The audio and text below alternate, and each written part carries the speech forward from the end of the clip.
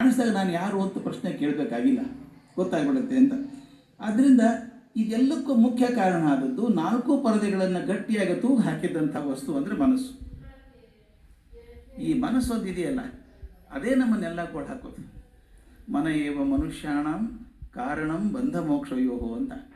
ಮನಸ್ಸೇ ಬಂಧನಕ್ಕೂ ಕಾರಣ, ಮೋಕ್ಷಕ್ಕೂ ಕಾರಣ ಆಗುವಂಥದ್ದು. ಆದರೆ ಏನು ಮಾಡೋದು, ಅದು ಬಿಡೋಕ್ಕಾಗಲ್ಲಲ್ಲ. ಪ್ರಪಂಚದಲ್ಲಿ ಬದುಕಿದಾಗ ಬೇರೆಯವರ ಜೊತೆಗೆ, ಬೇರೆ ವಸ್ತುಗಳ ಜೊತೆಗೆ ಸಂಬಂಧವನ್ನು ಬೆಸೆಯುವಂಥದ್ದು, ಸೇತುವೆಗಳನ್ನು ಕಟ್ಟುವಂಥದ್ದೇ ಮನಸ್ಸು.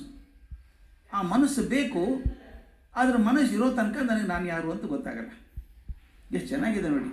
ಇದನ್ನು ನಾವು ಇನ್ಎವಿಟೇಬಲ್ ಡೆವಿಲ್ ಅಂತ ಕರಿತೀವಿ. ಅದು ಡೆವಿಲ್ಲು, ಆದರೆ ಇನ್ಎವಿಟೇಬಲ್. ಏನು ಮಾಡೋದು?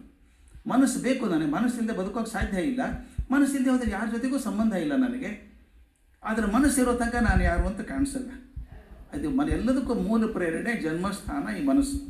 ಈ ಅಡ್ಡತೆರೆಯನ್ನು ತೆಗೆದು ಹಾಕುವವರೆಗೂ ಅಥವಾ ಸುಟ್ಟು ಹಾಕುವವರೆಗೂ ನಾನು ಅನ್ನುವಂಥ ನಿಜ ಶಕ್ತಿ ಅವತಾರ ಆಗೋದಿಲ್ಲ ನನಗೆ ಅಂತ. ಅದನ್ನು ರಮಣ